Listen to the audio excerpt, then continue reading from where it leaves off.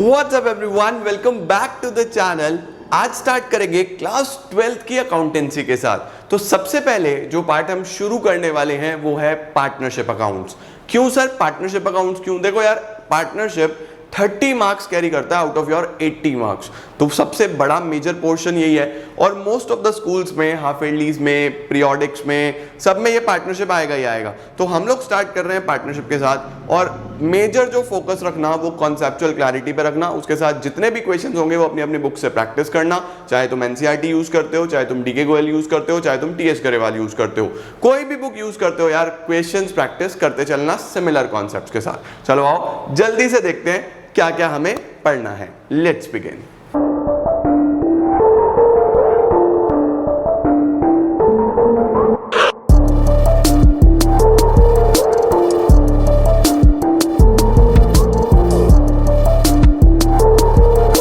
तो हम लोग स्टार्ट करते हैं, हम लोग को पढ़ना क्या है। देखो हम लोग को क्लास 12th में पढ़ना है पार्टनरशिप अकाउंट्स। पार्टनरशिप अकाउंट्स क्या होते हैं सर? एक एक चीज ध्यान से समझेंगे। आज का एक बेसिक, आपके बेसिक्स बिल्डअप करने वाला वीडियो रहने वाला है, तो बहुत ध्यान से मेरी बातों को सुनना और हिंदी में अपनी कॉपीज में भी लिखते चलना, ठीक है? मैं इंग्लिश बोल रहा हूँ, हिंदी बोल रहा हूँ, डजंट मैटर, जैसे बोल रहा हूँ लिखते चलना। अब देखो, क्लास 11th में हम लोगों ने सीखा था कि कैसे प्रॉफिट्स या लॉसेस निकाले जाते हैं using profit and loss account, ठीक है? अब अगर तुम लोगों ने नहीं भी पढ़ा तो कोई बात नहीं, हम लोग डिस्कशन करते हैं। देखो हम लोग क्या करते थे, हम लोग एक अकाउंट बनाते थे, इस तरीके से एक अकाउंट बनाते थे। इस अकाउंट को हम लोग बोलते थे प्रॉफिट एंड लॉस अकाउंट, ठीक है? अब ये जो प्रॉफिट एंड लॉस अकाउंट होता था, इसमें मैं इधर अपनी सारी इनकम्स लिखता था, बाय ऑल इनकम्स, ऐसे लिख रहा हूं मैं शॉर्ट में, including gross profit, including gross profit. अब जितने बच्चे 11th में पढ़े हैं उनको ग्रॉस प्रॉफिट पता होगा, जितने नहीं पढ़े वो फिलहाल के लिए बस ये समझ लो सारी इनकम्स हैं तुम्हारी।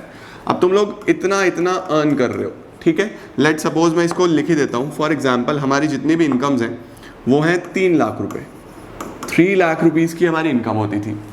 इधर हम लिखते थे सारे एक्सपेंसेस, इधर लिखते हैं टू ऑल एक्सपेंसेस, सारे एक्सपेंसेस। बिजनेस कर रहे हो तो एक्सपेंस खर्चे भी होंगे, तो हम लोगों ने यहाँ खर्चे लिख दिए लेट सपोज 2.5 लाख रुपए के, 2,50,000। अब भाई 3 लाख तुमने इनकम कमाई, 2,50,000 तुम्हारे खर्चे हो गए, तो हम लोग क्या बोलते थे कि सर प्रॉफिट आ गया, प्रॉफिट आ गया, प्रॉफिट आ गया।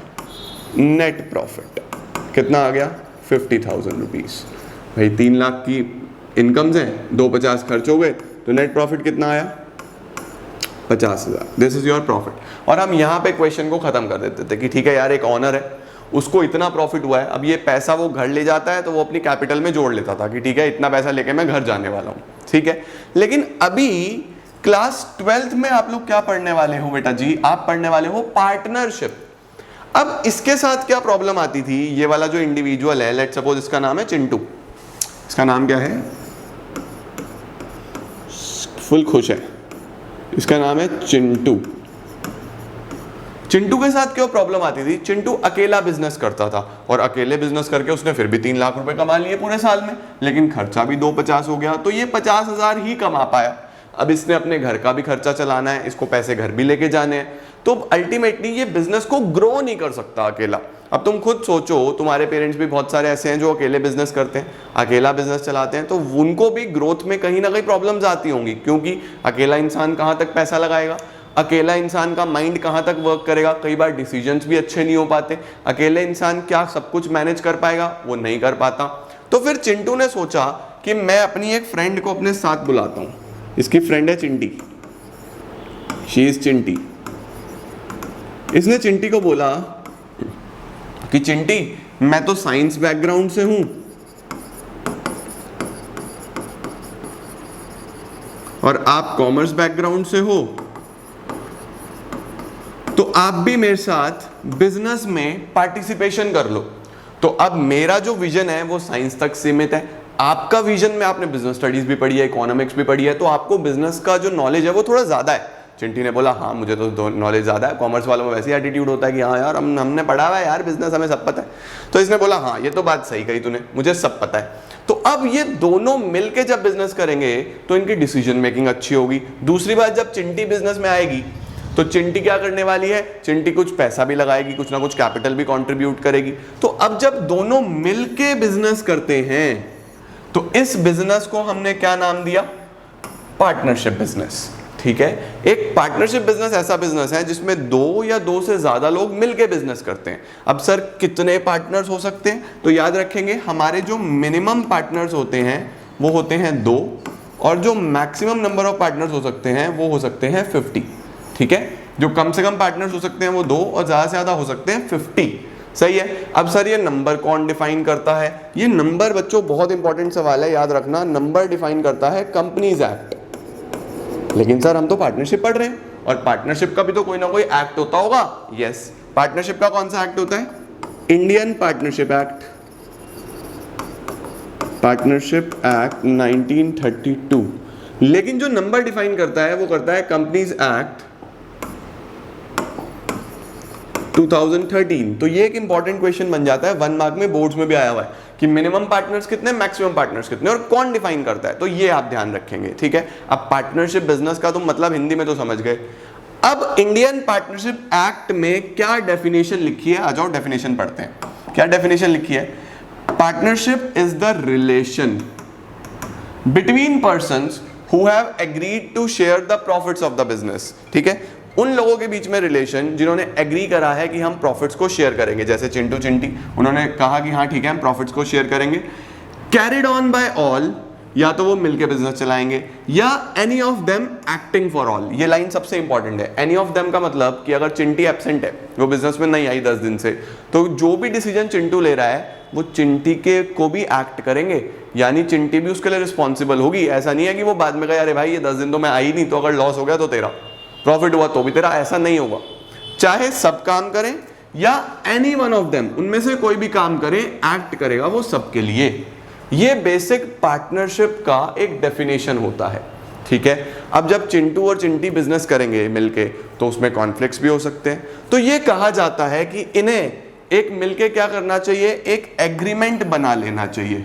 इन दोनों को क्या करना चाहिए, एक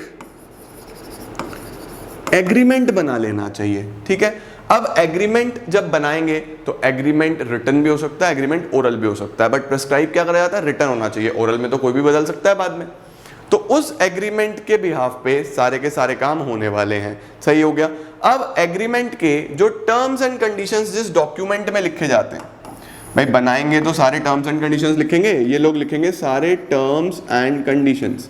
कैसे टर्म्स एंड कंडीशंस, जैसे कि फॉर एग्जांपल प्रॉफिट्स कैसे कैसे बटेंगे, अगर कोई एक्स्ट्रा काम करेगा तो क्या उसको एक्स्ट्रा सैलरी मिलेगी, क्या हम लोग कुछ फ्यूचर के लिए रिजर्व भी बनाने वाले हैं, भाई अगर आपने कैपिटल लगाया है तो क्या आपको इंटरेस्ट ऑन कैपिटल मिलेगा, मिलेगा तो कितना मिलेगा, और अगर आप पैसा निकालते हो तो इंटरेस्ट ऑन ड्राइंग्स क्या चार्ज करा जाएगा, उसके साथ साथ कितना कितना आप विड्रॉ कर सकते हो, कितना कितना ड्राइंग्स कर सकते हो साल में, किस हिसाब से आपको डिसीजन मेकिंग करनी है, किसको ज़्यादा रिस्पॉन्सिबिलिटी किसको कम रिस्पॉन्सिबिलिटी, लीव रूल्स क्या होंगे, ये सारे टर्म्स एंड कंडीशंस एक डॉक्यूमेंट पे लिख दिए जाते हैं। इस पर्टिकुलर डॉक्यूमेंट को हम लोग क्या नाम देते हैं, इसको हम लोग बोलते हैं पार्टनरशिप डीड। इसको क्या बोलते हैं हम लोग, पार्टनरशिप डीड। क्या होता है पार्टनरशिप डीड? पार्टनरशिप डीड एक ऐसा डॉक्यूमेंट है, एक ऐसा चीज है जिसमें हम सारे टर्म्स एंड कंडीशंस लिख के चलते हैं, किसके, पार्टनरशिप के। क्लियर हो गया। तो कोई भी डिस्प्यूट होगा तो ऑलरेडी लिखा हुआ होगा, है ना। अब कुछ लोग होते हैं वो बोलते हैं कि हाँ यार ठीक है, अपने को क्या जरूरत है, हम तो बचपन से दोस्त हैं, हम लोग तो चाइल्डहुड फ्रेंड्स हैं, हमें जरूरत नहीं है। लेकिन जब पैसा बीच में आता है ना बेटा, तो दोस्ती दोस्ती सब भूल जाते हैं लोग। तो बेसिकली इन केस आपने ये डीड नहीं बनाई, अगर आपने डीड नहीं बनाई सर, तो एक्ट क्या बोलता है ये भी लिख के चलना, rules applicable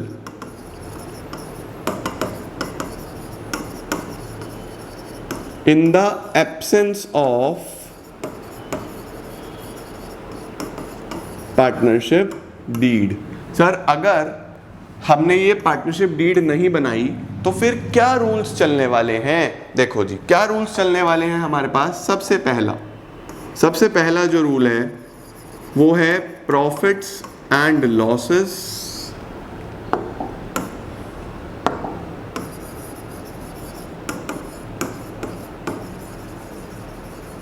to be shared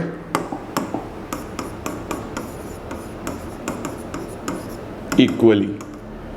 तुम डीड बना के तो लिख सकते थे कि भाई मैं ज्यादा काम करता हूं तो मुझे ज्यादा प्रॉफिट मिलेगा, आप कम काम करते हो आपको कम प्रॉफिट मिलेगा, लेकिन अगर नहीं लिखा तो प्रॉफिट्स और लॉस कैसे बटेंगे?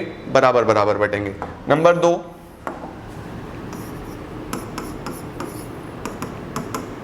नो आईओसी मतलब interest on capital will be provided. ठीक है, मतलब क्या है, जैसे फॉर एग्जाम्पल ये इनकी फर्म है, इन्होंने मिलके एक फर्म बनाई और इनकी फर्म का नाम क्या रखा इन्होंने? लेट सपोज इन्होंने अपनी फर्म का नाम रखा चिंटू चिंटी।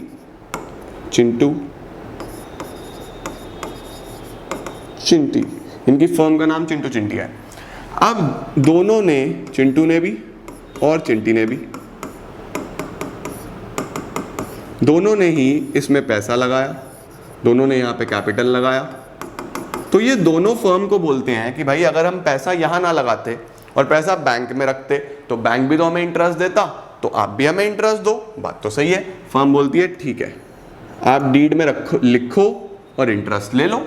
फर्म तो क्योंकि अलग होती है ना बेटा, ये बात याद रखनी है कि फर्म की पहचान अलग होती है और इनका एग्जिस्टेंस अलग है। तुम जब बाजार से सामान लेके आते हो तो दुकान का नाम अलग होता है और मालिक का नाम अलग होता है ना, सेपरेट लीगल एंटिटी। सही है ना? तो यहाँ पे दुकान, जब हम अकाउंट्स बनाते हैं तो दुकान का नाम अलग चलता है और इनका नाम अलग चलता है। तो firm is a separate entity and Chintu Chinti are separate entity. हम किसकी अकाउंटिंग करते हैं? हम फर्म की अकाउंटिंग करते हैं। तो अगर अब इन्होंने डीड में नहीं लिखा बेटा जी तो इन्हें कोई भी इंटरेस्ट नहीं मिलेगा, फर्म कोई भी इंटरेस्ट नहीं देगी। डीड में लिखा है तो देगी, नहीं लिखा तो एक्ट बोलता है कोई इंटरेस्ट नहीं। ठीक हो गया। Number 3,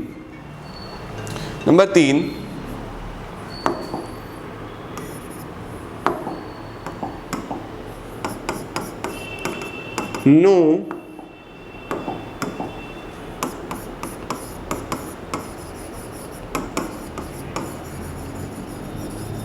interest on drawings will be charged.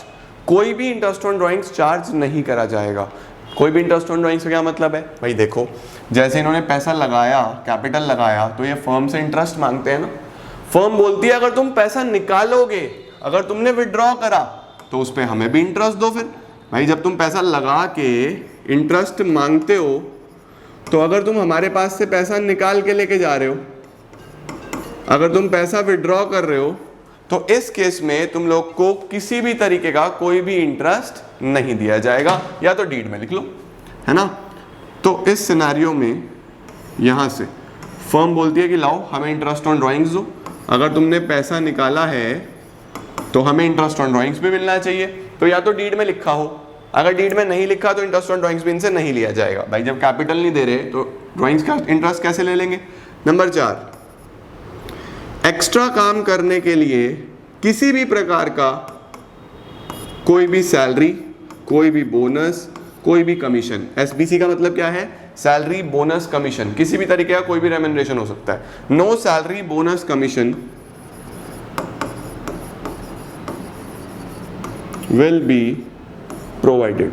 किसी भी तरीके का कोई भी सैलरी, बोनस, कमीशन नहीं दिया जाएगा। करेक्ट है जी। No salary, no bonus, no commission, कुछ भी नहीं दिया जाएगा। ओके, नेक्स्ट क्या आता है बच्चों?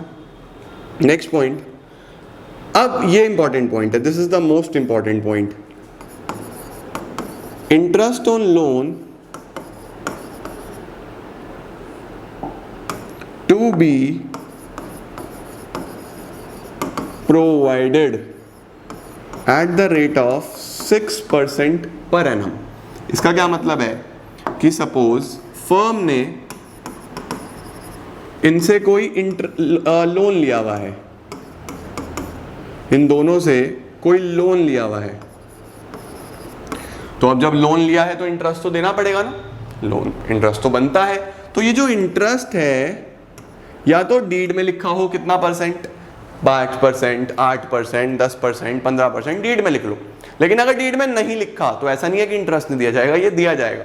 कितना परसेंट के हिसाब से दिया जाएगा? 6% पर एनम। ये याद रखेंगे। अगर फर्म लोन ले रही है तो उस पर इंटरेस्ट की बात हो रही है, ठीक है, इसको ध्यान रखना। हम किसकी बुक्स बना रहे हैं? फर्म की बुक्स बना रहे हैं। तो फर्म ने अगर लोन लिया तो उस पर इंटरेस्ट देगी। किस हिसाब से? या तो डीड में लिख लो, पार्टनरशिप डीड में। अगर नहीं लिखा तो कितना परसेंट? 6%। ठीक हो गया। तो ये हमारे बेसिक रूल्स हैं जो आपको तब याद रखने हैं अगर डीड ना हो, ठीक है। ये रूल्स हैं। प्रॉफिट लॉस कैसे बटेंगे? बराबर बराबर। इंटरेस्ट ऑन कैपिटल नहीं दिया जाएगा, इंटरेस्ट ऑन ड्राइंग्स नहीं लिया जाएगा, कोई भी किसी प्रकार का सैलरी, बोनस, कमीशन, कोई भी रेम्युनरेशन नहीं दिया जाएगा। और अगर लोन लिया है फर्म ने तो उस पर इंटरेस्ट देंगे किस परसेंटेज के हिसाब से? 6% के हिसाब से। ठीक हो गया जी। तो ये तो हो जाती है हमारे पास बेसिक रूल्स, बेसिक रेगुलेशंस जो आपको पता होने चाहिए when it comes to partnership. सही होता है जी। पार्टनरशिप डीड हमने पढ़ा, ठीक है। अब हम समझते हैं कि हमें अकाउंटिंग में क्या क्या करना है, पार्टनरशिप अकाउंटिंग में क्या क्या करना है। देखो जी,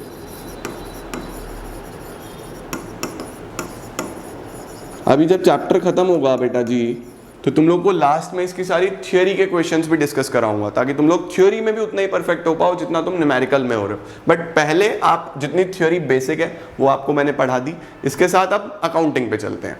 अकाउंटिंग, पार्टनरशिप अकाउंटिंग में आप लोगों को क्या क्या चीजें बनानी है। देखो सबसे पहले तो एक चीज देखो यहाँ पे कि 11th में तुम लोगों ने प्रॉफिट निकाल लिया। भाई जब ये फर्म, ये वाला प्रॉफिट अकेला चिंटू की थी तो बस ये प्रॉफिट चिंटू घर ले जाता था, क्योंकि प्रॉफिट तो बस उसी का था। लेकिन क्लास 12th में क्या होता है कि चिंटू अकेला प्रॉफिट नहीं रख सकता। कितने पार्टनर्स हैं? 2 पार्टनर्स हैं। भाई चिंटू भी है, चिंटी भी है। तो चिंटू, अब ये दोनों को तो आपस में बांटने पड़ेंगे प्रॉफिट्स। तो प्रॉफिट कैलकुलेट करने के लिए कौन सा अकाउंट बनाया जाता था? P&L account. अब हम क्या प्रॉफिट निकालना चाहते हैं? नहीं, प्रॉफिट आपको क्वेश्चन में गिवन होगा। पार्टनरशिप कहां से शुरू होती है? प्रॉफिट बांटने से, कि प्रॉफिट्स को कैसे डिस्ट्रीब्यूट करा जाए। तो प्रॉफिट्स को डिस्ट्रीब्यूट करने के लिए बच्चों जो सबसे पहले अकाउंट्स बनते हैं या जो सबसे पहला अकाउंट बनता है वो आपको सीखना है। नंबर 1 वो है profit and loss appropriation account. Profit and loss appropriation account, इसका पर्पस क्या होता है? To distribute profits. इसका काम प्रॉफिट्स को डिस्ट्रीब्यूट करना ही होता है। तो सबसे पहले क्या बनाना है? Profit and loss appropriation account बनाना है। नंबर 2 पे हम लोग को क्या बनाना है? हमें बनाने हैं पार्टनर्स कैपिटल अकाउंट। नंबर 2 पे हमें क्या बनाना सीखना है? पार्टनर्स के कैपिटल अकाउंट। कैपिटल अकाउंट तो आपको आता ही है, क्लास 11th में भी बनाया था आपने, लेकिन आप थोड़ा डिटेल में अच्छे से सीखेंगे। इसके साथ साथ एक नया अकाउंट आप सीखोगे क्लास 12th में, वो है पार्टनर्स करंट अकाउंट। तो एप्रोप्रिएशन, कैपिटल, करंट, मेन तो यही है। नंबर 4 पे आपको बनाना आना चाहिए बैलेंस शीट, जो कि हम अगले चैप्टर्स में सीखेंगे। इस चैप्टर में बैलेंस शीट का नीड नहीं होगा। इस चैप्टर में आप मेनली क्या बनाने वाले हो? P&L appropriation account, partners capital account, partners current account और बैलेंस शीट। ठीक हो गया। तो ये हम लोग को अकाउंटिंग करनी है when it comes to partnership accounts. तो पार्टनरशिप अकाउंट्स में हमने आज कुछ बेसिक थियरी की चीजें सीखी। उसके साथ साथ हम लोगों ने पार्टनरशिप अकाउंटिंग में ये अकाउंट्स हम लोग को बनाने हैं। अब इन अकाउंट्स को हम लोग डिटेल में 1 बाय 1 डिस्कस करने वाले हैं नेक्स्ट क्लास में। तो आज की क्लास में तुम लोग के पास एक छोटा सा होमवर्क है कि तुम लोग पार्टनरशिप खोलो अपनी बुक्स में, शुरू करो, उसमें बेसिक शुरू से पढ़ना शुरू करो और मीनिंग पढ़ो। देखो जितने रूल्स लिखे हैं क्या ये रूल्स एप्लीकेबल हो रहे हैं। थोड़ी सी सेल्फ स्टडी की हैबिट डालो, बिकॉज सेल्फ स्टडी तुम लोग को 100 मार्क्स दिलवा सकती है। कॉन्सेप्ट बनाने की जिम्मेदारी मेरी है, क्वेश्चंस प्रैक्टिस भी मैं करवाऊंगा बहुत सारे, बट स्टिल सेल्फ स्टडी की जो जगह होती है वो सेल्फ स्टडी की होती है। तो अपनी बुक्स खोलो, अब वीडियो खत्म होते ही किताब खोलो, फंडामेंटल्स खोलो, बिल्कुल पहला पेज, और वहां से रीड करो बेसिक थियरी। ठीक हो गया। कल हम लोग डिस्कस करेंगे ये सारे अकाउंट्स की हम कैसे बना सकते हैं, एप्रोप्रिएशन, पार्टनर कैपिटल, करंट और बैलेंस शीट। इसके लिए कॉपी लेके बैठना और ऑन टाइम 4 बजे मिलते हैं आप लोगों से और ये सभी अकाउंट्स डिस्कस करते हैं। उम्मीद कर रहा हूँ तुम्हें सारी चीज़ें समझ में आ गई होंगी। वीडियो को लाइक ज़रूर कर देना और अपने सभी फ्रेंड्स के साथ शेयर कर देना। आज के लिए बस इतना ही। Thank you so much.